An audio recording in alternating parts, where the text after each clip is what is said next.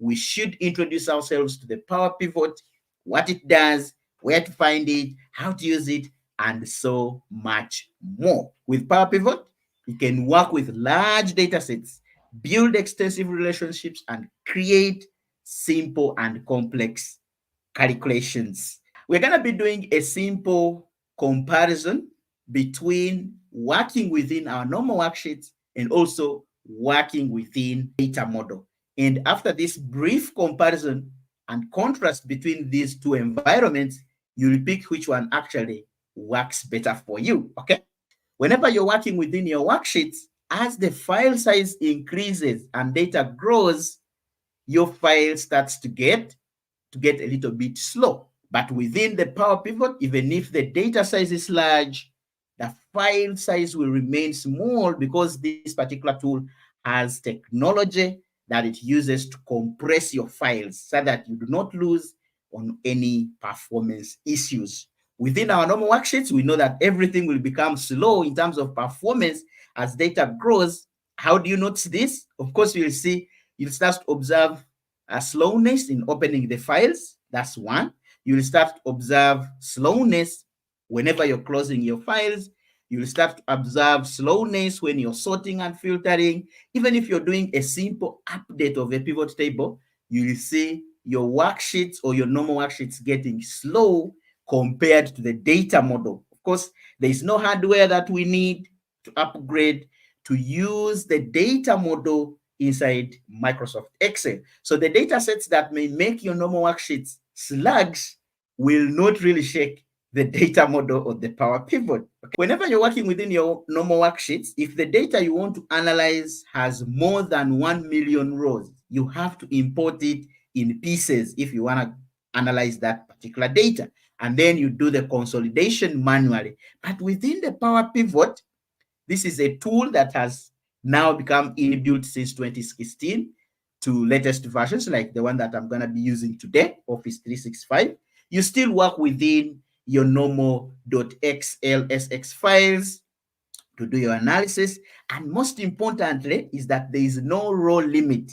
You can actually work with millions of rows of data. I'm going to be showing you at the end of this class how we can import and analyze 10 million rows of data inside Microsoft Excel. So just stick around and wait for that demonstration. Literally, there is no row limit. Millions of rows can be managed efficiently within the Power Pivot. I believe you're picking the comparison and you're trying to check which tool actually suits your data analysis project that you're likely to embark on, okay? Whenever you're working within your normal worksheets, adding so many formulas like lookups to map and connect your table, connect your data so that you can do the analysis, this one sometimes makes your worksheets a little bit slower. But of course, within our Power Pivot, we use the DAX to construct complex and powerful calculations. If you do not understand what DAX is, we shall be going through some of the examples and write our first DAX formulas in today's particular class. And we do this without compromising the performance of our worksheets, okay?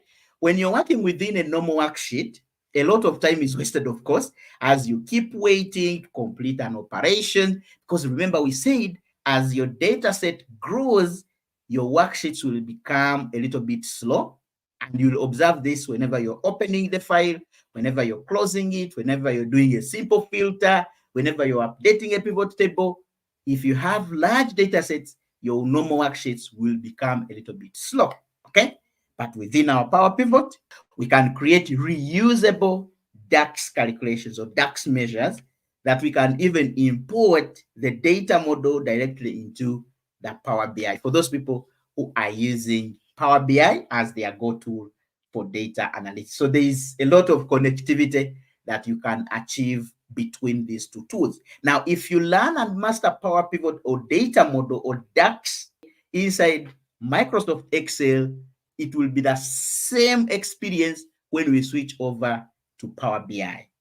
A data model, on the other hand, is a collection of so many data tables that have been brought together and analyzed in one single go. Now, if you're still asking yourself, how do you get this particular tool called the Power Pivot or the data model? If you have Office 2016 and Excel for Microsoft 365, you already have this Power Pivot included in your system.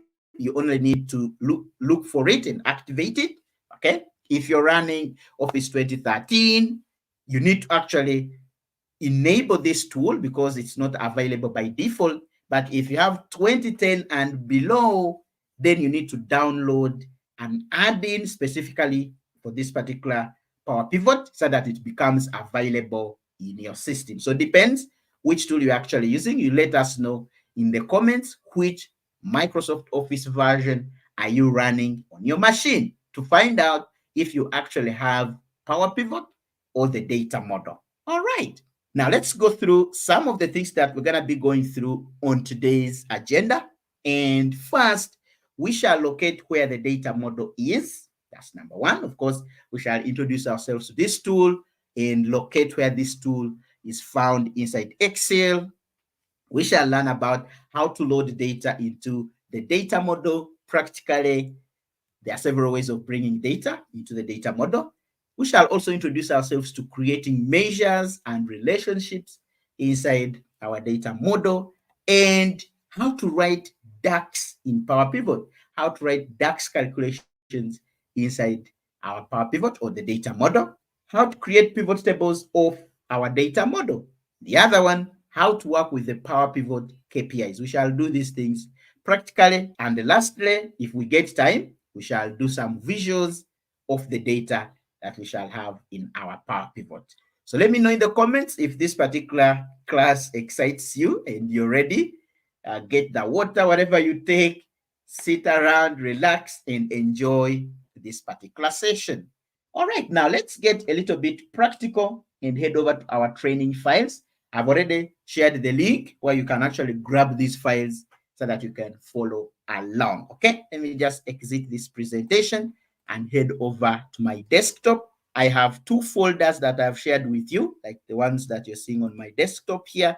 And I'm going to be using these ones, but for you, pick the files. They are actually available. The link is in the description. The first thing that we shall go through is to understand the data set that we're going to be dealing with today. And let me just open the sample datasets folder so that we can look at the files. Okay.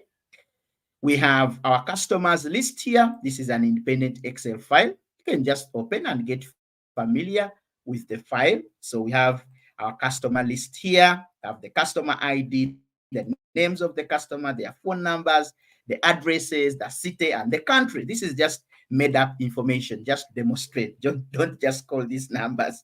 They are not available. Okay. So we have the customers list. We want to assume that you're maintaining a customers database somewhere. Let us close this file. We also have our orders. These customers that we saw have placed some orders. But again, you can see in our orders table, we have the customer ID. We have the order ID. We have the product that they have ordered, the units that they have actually ordered for, and the date when they placed that particular order. Okay. So we assume this is like an extract of sales data from your system that you're using. And we also have a product list somewhere here.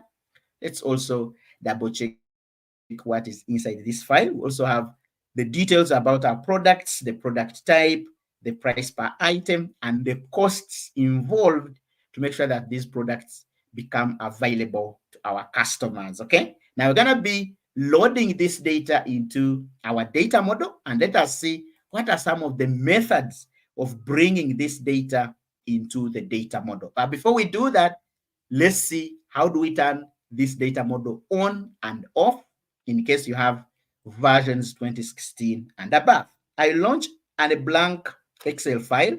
So I'm going to be saving a copy of this file on the desktop like so. So let me just call this one data model training and save.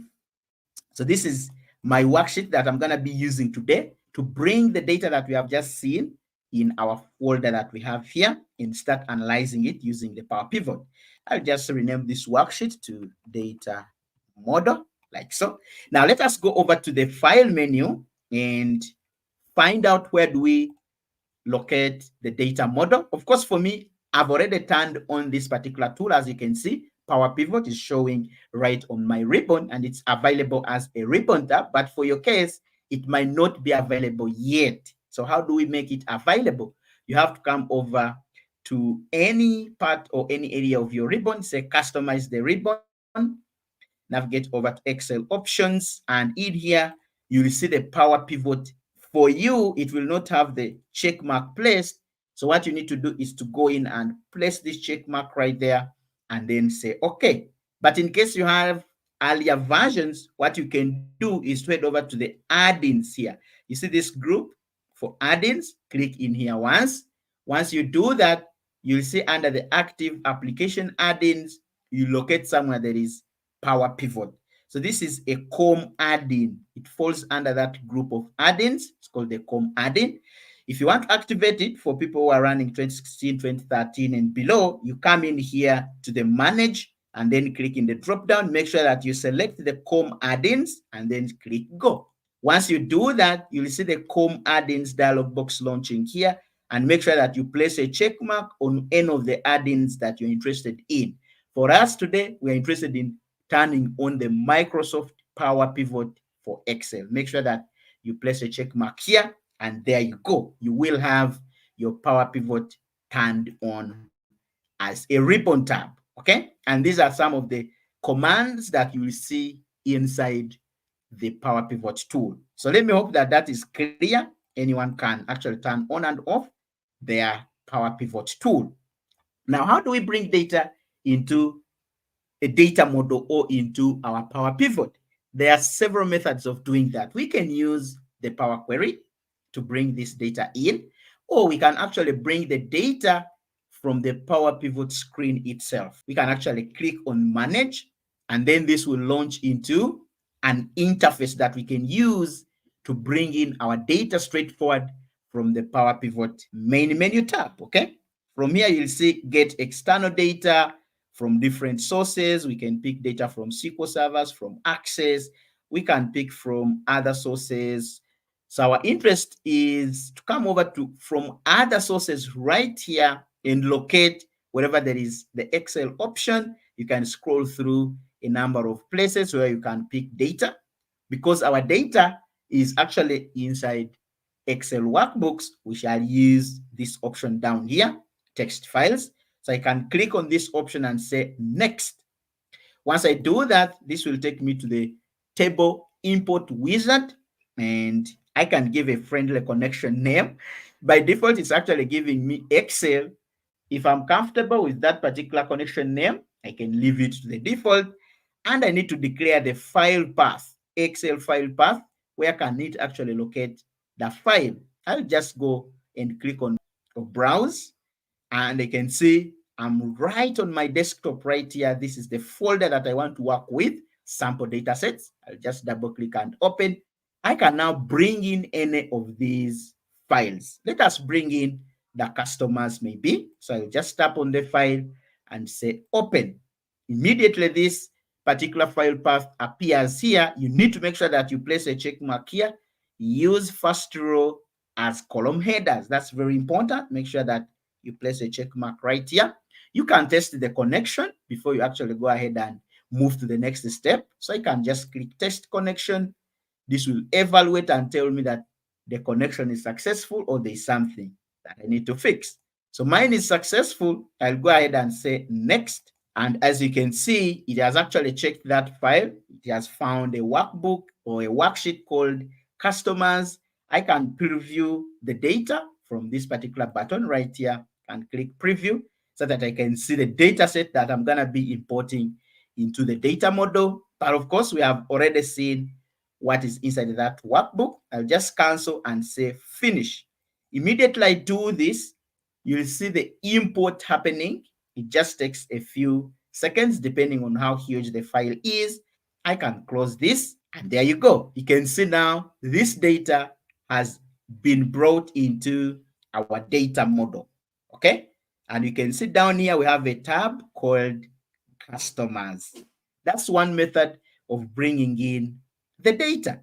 The other method, we can use the Power Query itself. So I'll just close this window and come over to the data tab, get data. I'll say from file, and then I'll say from Excel workbook. I can navigate over to the desktop where our sample dataset folder is. And now let us bring in the product list. So I'll just click on the file and then say import. We are now bringing our data into the data model using Power Query. This will establish the connection. You only need to give it some time. From our file, we have tables and we also have the worksheets. Of course, our interest is to bring in tables. So I'll just click the first option. This will evaluate the products table. Everything seems to be doing fine. I can actually come over here. If I'm not doing any transformation because the data looks clean, so let me pick this option that says load to. So this will process the queries and it gives me this window.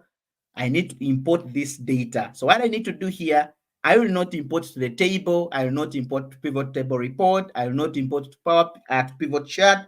I will create only a connection and add this to the data model because this workbook has already an existing data model. So I'll just say add to the data model and say, okay, this is the second method of bringing in data from wherever you're picking it into your data model. Okay, you can see the products table has only 6 rows in it.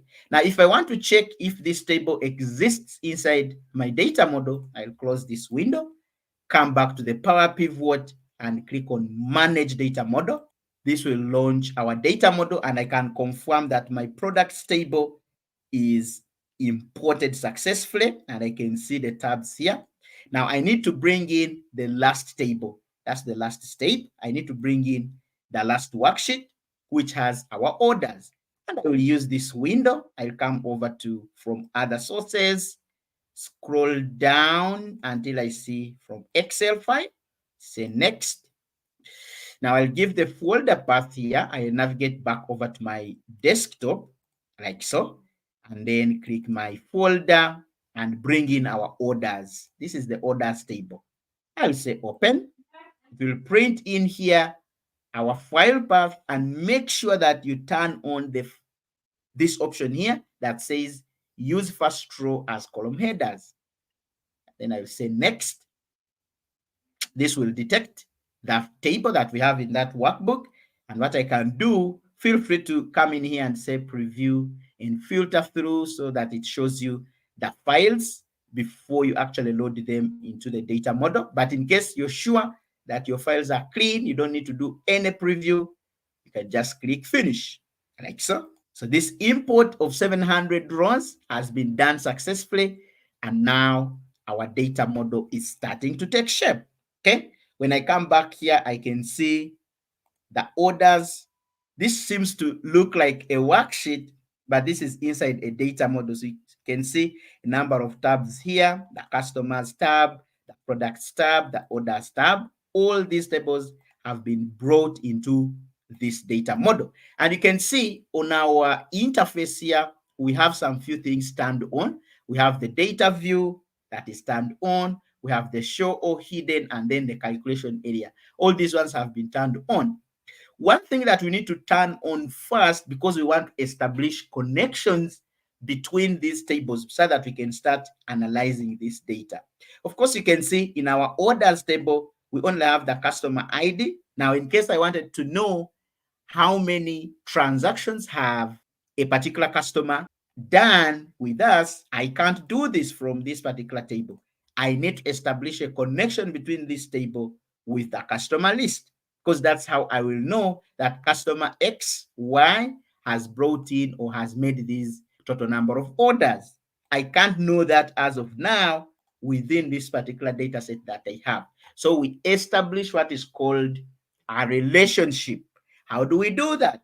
I'll come back here on my home ribbon tab and click the diagram view.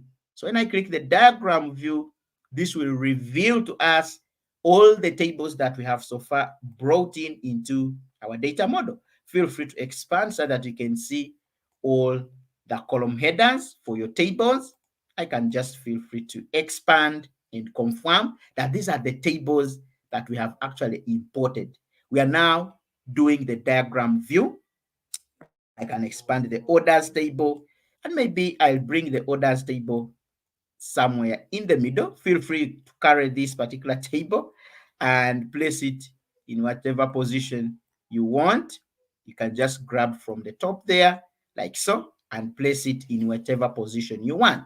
So I know that this orders table is the table that has all our transactions, and these are called dimensional tables. They only have unique records. The products table has only unique records, but the orders table has so many records that are duplicating. For example, we can have one single product ordered a number of times in here, but in our products table, we only have a unique value for the product. All right, together. In our customers table, we can have several customers order or make orders, several of them in our orders table, but in here we only have one single customer details. So in data analytics or in data analysis, we call these dimensional tables, and we call this a facts table. Are we together? Now we need to establish the connection between these two tables. What we need here is to look for a column that actually connects these tables together. You can see inside our customers table, we have the customer ID, and also inside our orders table, we have the customer ID column. So these two columns in these two tables will establish or will help us establish a relationship between these tables. Let us do that. So how do we establish a connection? You just grab the field name and drop it onto the field name in the other table, and you'll see that black thick line that confirms that your connection is going to be successful. So when you release your mouse like so, this will establish a relationship between this table and our orders table. And you can see we are getting an asterisk here and a 1 here. This is what we call one-to-many relationships. In here, we only have one customer appearing only once, but in here we can have that same customer appearing a number of times. So this is called a one-to-many relationship. Okay, let us now establish a relationship between our products table and the orders table. Of course, we can see in here, these tables have different field names. We have the order ID, we have the product, we have the unit sold, and we have the date. But in here, we have the product type, the price per item, and the cost per item. But of course, the product type is the same as the product in the orders table.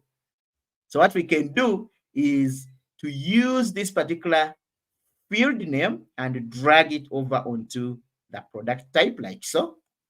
And this will also establish a one-to-many relationship between these tables. Now that our relationship is established, we are now free to start analyzing this data. Okay, we can start answering some business questions here. I'll just close this window and go back to our normal worksheet. And maybe what we can start with is on the orders worksheet. Let me just go back to the manage data model. And on the orders table, we need to do some calculations. We need to know how much revenue did we make for each order, just as an example. Okay, we can use DAX to do this, to start establishing our calculations. But again, you might be asking yourself, what is DAX? DAX simply means data analysis expression. This is a formula expression language that we use in data analysis services. This is the same data analysis expression language that we use in Power BI. We also use it right here inside the Power Pivot. Okay, DAX formulas will include functions in them, will include operators and values to perform advanced calculations and queries on your data. So we wanted to come over to the orders table and start working out some DAX calculations here. Let's do that. I'll just make sure that all the columns are visible, and I can start adding in some few columns here. I want to know, for example, how much revenue did we make for each individual order? How do I answer this question? I'll just create another column here, and I will call it revenue. And I also need another column which will calculate for us the cost. what was the cost. So I'll add another column and call it cost, and hit enter key on the keyboard to have that column added. And I will also add another column. Let's just call this one maybe profit or loss. I'll just say profit or loss. So these are calculations that we need to bring in. I'll just hit enter key on the keyboard to make sure that this column is also added. All right. Now, if I actually wanted to do or to calculate how much revenue we made for each order, I'll just click in one of the records here and I'll punch in the equals symbol. You'll see the equals symbol surfacing here in our formula bar. And I need to use a DAX calculation here, or a DAX function called related. So I'll just punch in here related, returns a related value from another table. And I'll open the parenthesis. This one lists all the available column headers from all the tables that we have brought in here. We have the customers table, we have the products table, we also have the orders table. Now, which column is gonna help us do this simple calculation? We want to look at the price per item and multiply it by the units sold.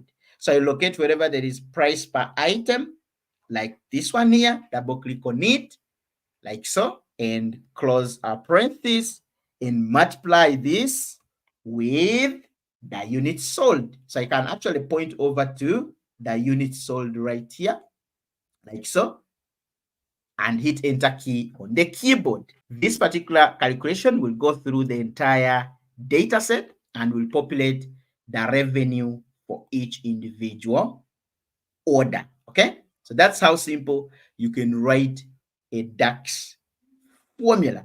Now let us calculate the cost here. We shall similarly use the same approach. So I'll come here and say equals, then I open the related function.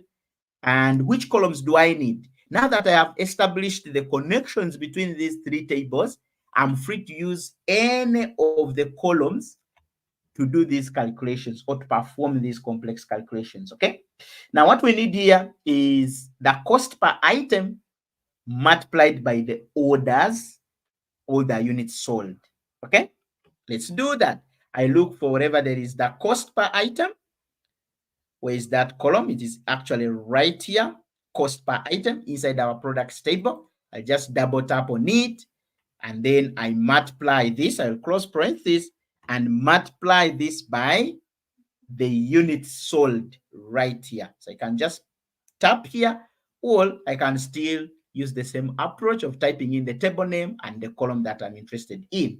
Hit enter key on the keyboard, and this will go through all the transactions and give us the costs that were incurred for each individual order, like so. Let me hope that everyone is following. These things are not that hard. Now, when it comes to calculating the profit or loss, what are some of the columns that we need to use here? Can someone guess in the comments and give us this calculation? Please feel free to do that. I'll take time and pick your submissions in the comments. We need to know the total profit or loss, and we need a simple calculation here, which is revenue minus the cost. How do we do that? I'll say equals, I'll say revenue minus cost, and then hit enter key on the keyboard. Give it some few minutes to populate our profit or loss for each order. So I have all the three columns added here, and I've just used simple DAX functions and check all of them. Okay, so we are progressing with our data model. All right, let me hope that everyone is familiar working with this environment right here. Okay, now let us move forward and answer more business questions. Okay, for example, we may want to know how many customers do we have? That's another question, and we need to do that within our data model. We can use what is called measures or create a measure to calculate this. Now, you might be asking yourself, what is a measure? Okay, measures are a way of defining calculations in DAX model, which helps us calculate values based on each row. Okay, they give us an aggregate value because we're interested in calculating how many customers do we have. We are interested in an aggregate value from multiple rows of a table. And there are two methods of creating a measure. We can actually create a measure within this environment here. We can pick any of these tabs here or tables and create our measures straightforward from here, or we can actually go to the Power Pivot user interface or ribbon tab and establish our measure from that side. So let me close this one and go back to our Power Pivot ribbon tab, and we create our measure from here. We want to answer a question.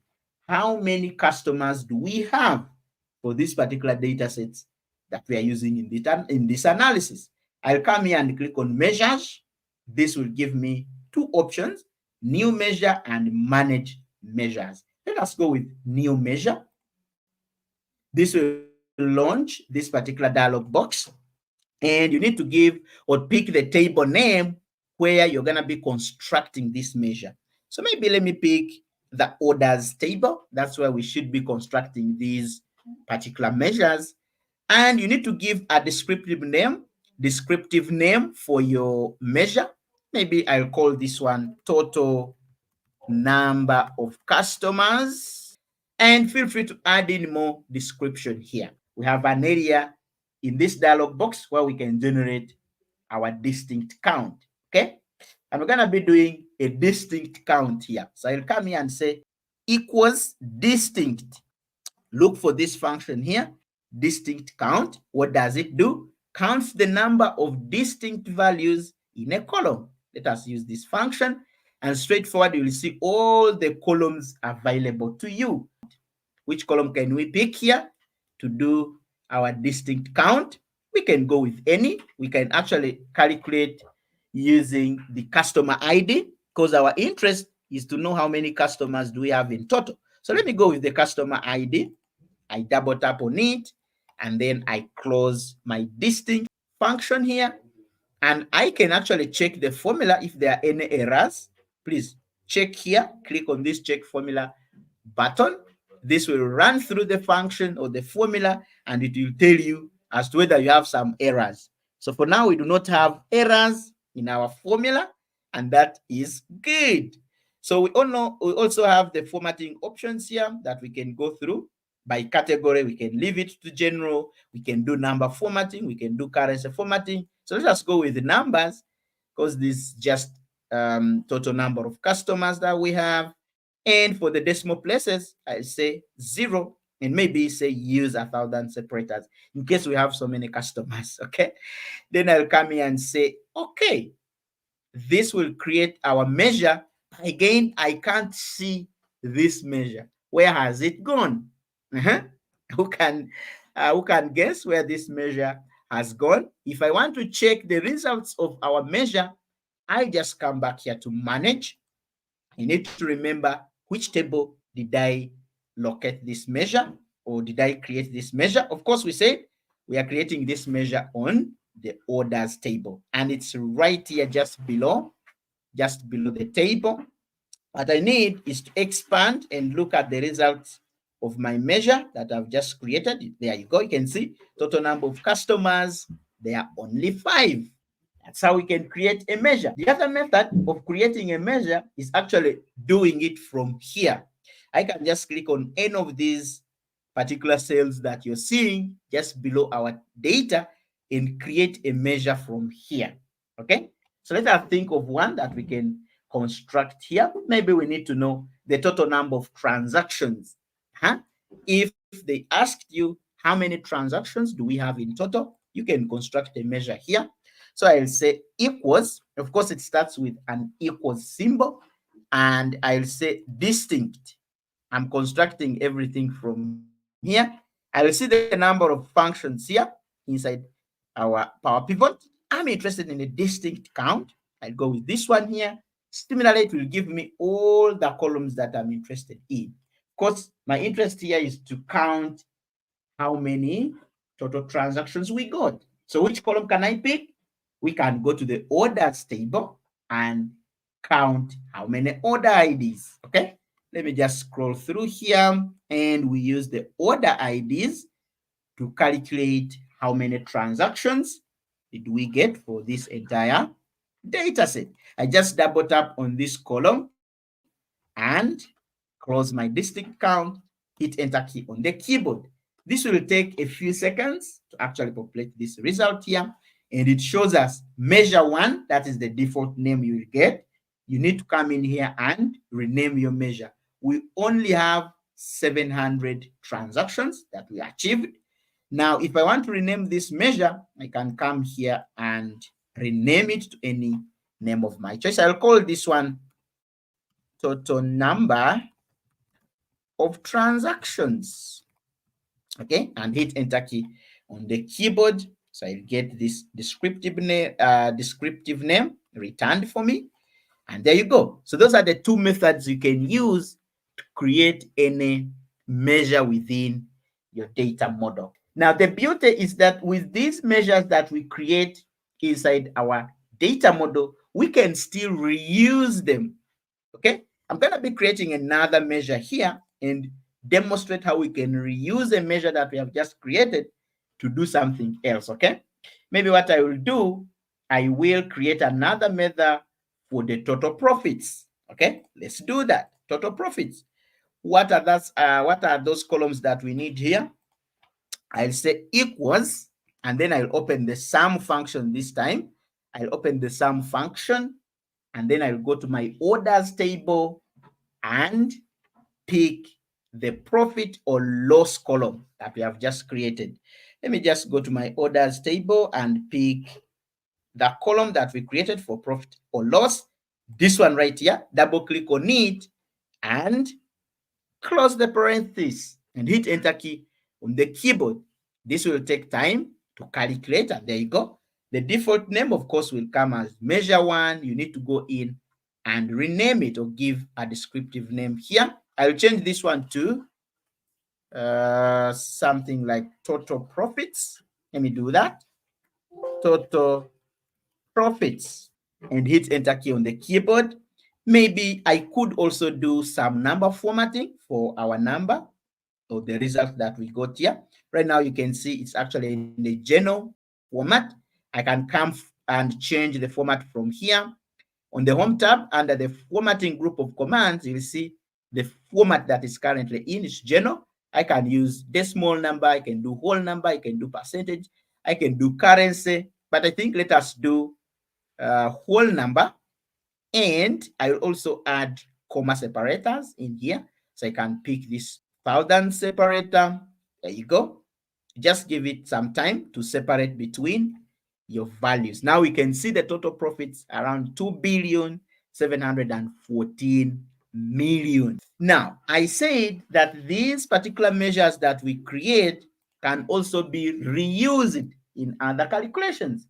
How do we do that? Maybe we want to answer a specific question. What is the average profit per customer? We want to answer that question. We can actually use two of the measures that we have so far created here to do that, okay? So I'll come here and create another measure. Please feel free to pick any of the cells, and I'll call this one average per customer, but let us say equals, and then we go for our total profits. I'll actually start punching in here total profits. It will show me the measure that we have just created called total profits, like so. You can see the measure has a symbol that is just different from other symbols. Other symbols or other functions have fx, but this one, because it's a measure, it has this symbol here. So I'll go for total profits, and I will divide this with, I'm interested in calculating the average profit per customer. So I will divide this with the total number of customers. Remember, I also created a measure a few minutes back called total number of customers. So I'll just start punching in here total number of customers, and that measure will appear in the list available for use. I will double tap, and there you go. I can now hit enter key on the keyboard like so, and this will give me the average profit per customer. Let's do some descriptive name here, and I will call this one average profit per customer. Did I type this one correct? Average profit per customer, and enter. Let us also do some number format. inside our Power Pivot here for average profit per customer. I'll just increase or grow this column. Come back to the number format. We can do a whole number, 1,000 separator, and there you go. So we are averaging 542 millions for each individual customer. Okay. Similarly, with our data model, we can actually create pivot tables. Of course, definitely one of the reasons why you need to bring this data into the data model is to create pivot table reports that will help you in your analysis. Now, how do we do that off a data model? I'll close this window right there, and now we are back into our blank Excel worksheet. You can see there's nothing showing up here. Everything is hidden inside the data model. There is nothing that is visible. Now, I want to create a pivot table report and answer some questions, okay? Some business related questions. For example, I want to build a report that shows me how many orders did each customer place, how much profit was made for from each customer. Those are kind of reports that I want to build of my data model. Let us do that. I'll come over to the Insert tab here, and where you see the pivot table option, you click in the drop down, and you'll see a number of options. We can create a pivot table report from a table or range. That's what we are used to. We always create our pivot table reports from a flat table inside our normal worksheets, but this time we want to use the data model. We already have a data model that is running inside this particular workbook, and I'll click this option like so. This will pop up this dialog box, simply asking me, where do I want to place my pivot table report? Existing worksheet, or I want to create a new one? Let us use existing worksheet, and I place it somewhere. Maybe I'll go with B4 and say, okay. Now this will launch our pivot table fields, and something unique about the data model is that you will see all the tables are independently shown in your field list here. Okay, we have the customers table, we have the orders table, and we also have the products table. They seem to be independent, but we can build reports of these three tables because we have already established relationships between these tables. Okay, so if I wanted to know, for example, how many orders did each customer place, I could come over to the customers table. I can see the details about our customers. The column I'm interested in is the name of our customers. I'll drag it and drop it into the rows. There you go. You can see our customer list is starting to form. I can collapse the customers table, and I want to know how many orders. Now I'll go to the orders table and pick any of the columns available. The beauty is that even the measures that we created are available for use inside our pivot table here. You can see these are all measures that we have so far created. They can be also dragged into any of these fields. Our interest is to count how many orders, so we can use any of these columns here. Which one do you think we should use? Can someone tell? We can go with the order ID and drag it into the values field like so. When you do that, of course, we know the default behavior for our pivot table report. They will always default to summing up numbers. Because we are dragging the order ID, which has numbers, they have been automatically summed up. Our interest is to do a count. So what I will do, I'll click in the value field settings here and change this one from sum, which is the default, to a count, and say okay. So this one will give us the count of the order ID. I can actually change this one and say transactions, like so that I get a better column header. And for this one, I'll rename it, maybe I'll call this one customers, like so. And there you go. So our report is starting to form. This is a report that we are developing of our data model. Maybe we also want to know, for example, how much profit was made for each customer. If that was one of the business questions that we need to answer, I can go back to the orders. we already have a measure that we have created here. Let's reuse it. Let us use this measure right here that we have created that says total. Let me just expand this table so that we can see it properly. We want to actually calculate how much profit was made for each customer. We have already created a measure that gives us the total profits, which is right here. I can also drag a measure into our values field, right, like so. And there you go. You can see how much profits we have made for each individual customer of ours. Now, we also have something when I actually close these pivot tables. When you come over to the Power Pivot, we have something called KPIs.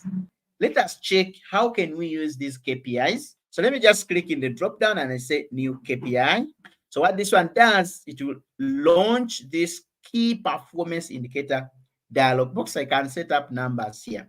Maybe the KPI field base that I want to use is the total profits. I'm not convinced with the profits that I'm collecting from these customers here. I want to set for them some goals, maybe task the sales team to make sure that they, they increase on their campaign to make sure that we achieve our target. Okay. I can use an absolute value here. I can say 900 million. That's our target for all our customers, like so. And what I can do here is to set up this area here. This is like conditional formatting. Declare if a value is within which range will show either with this red symbol or with a yellow or with a green. Okay, we can set this one up depending on the values that you have here for your KPIs. I can say anyone whose value is still within 308 millions will show in the red, will show with the red icon style, and anyone in between there will show with the green. I can also pick for these people will show with the green icon. I believe anyone who is 780 million above, we shall give them the green icon, and anyone in between will take the yellow icon. Feel free to pick either this one here, which is the default style, or you can go with this one. You can pick the traffic lights, you can pick these symbols and so on. But let us go with the first one and say, okay. Of course, this will add the total profits. You can see our KPI has been added here. So what I will do is to place check marks here.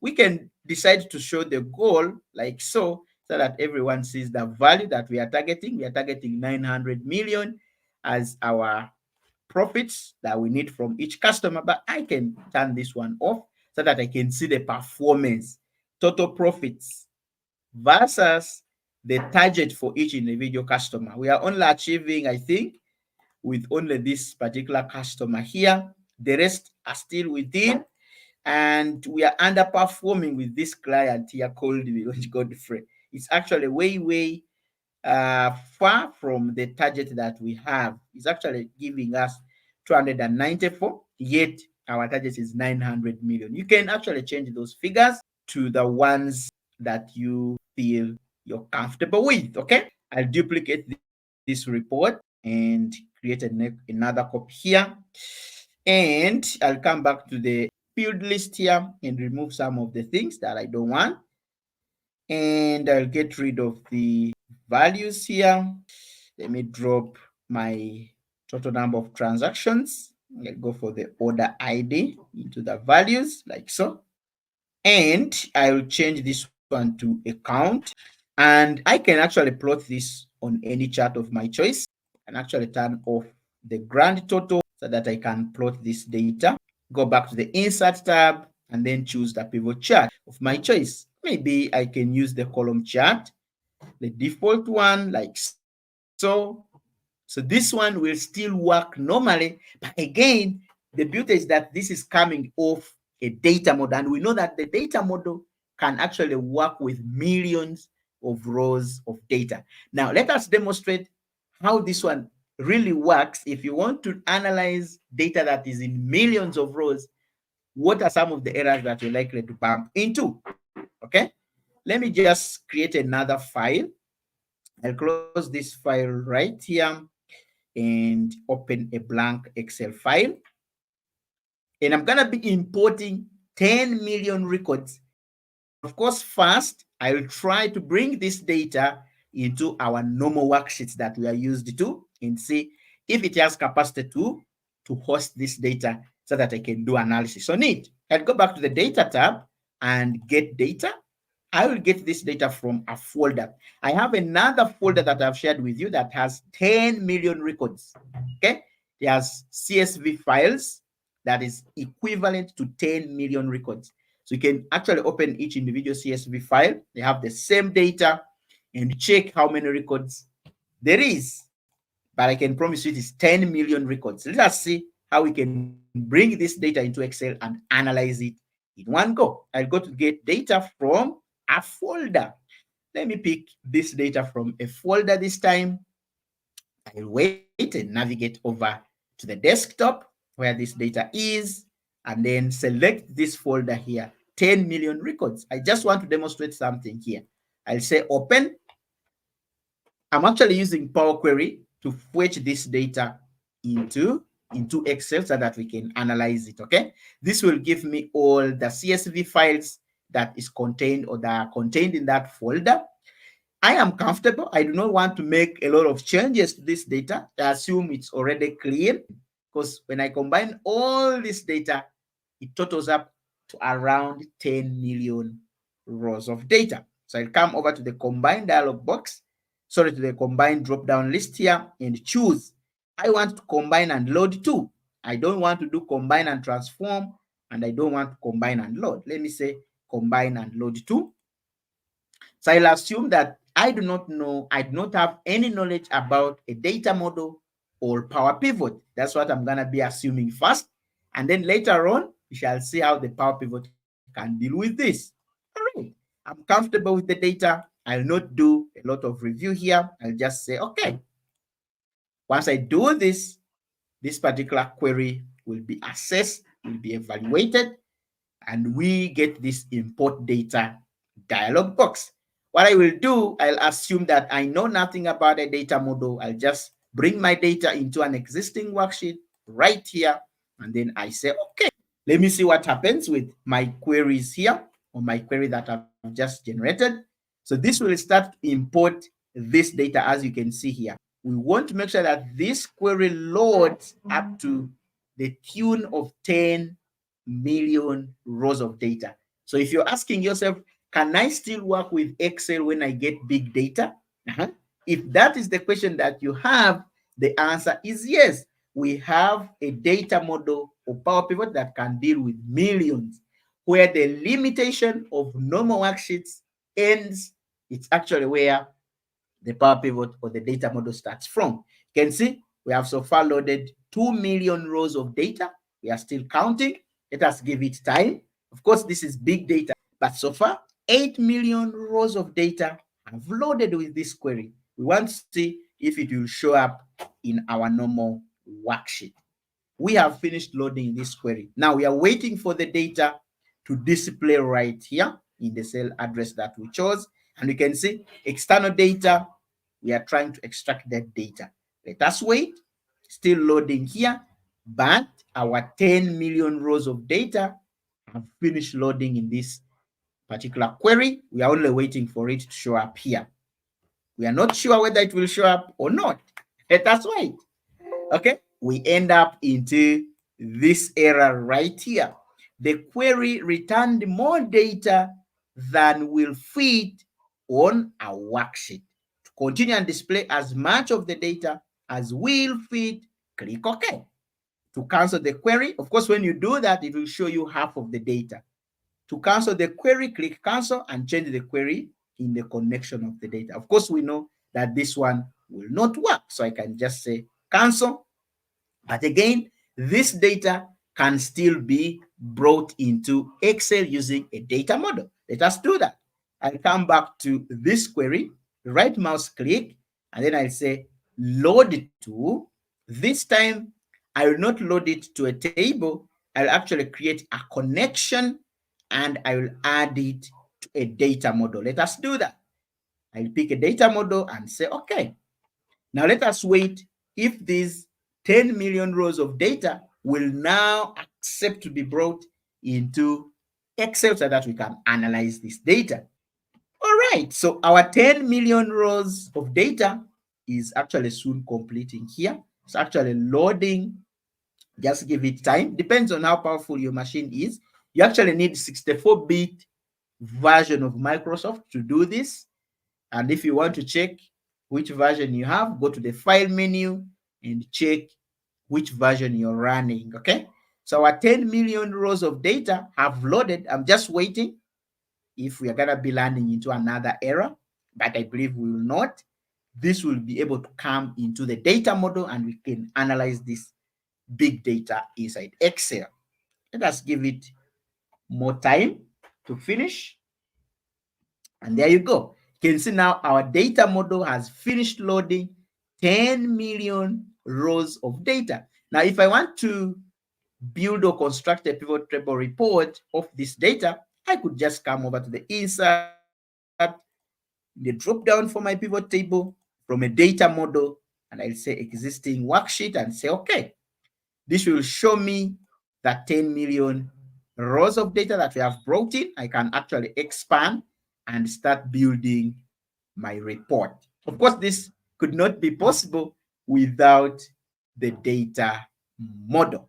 In case we do not have any questions, I will end this particular session. Let us meet next Friday in yet another free Excel class. See you. Bye-bye.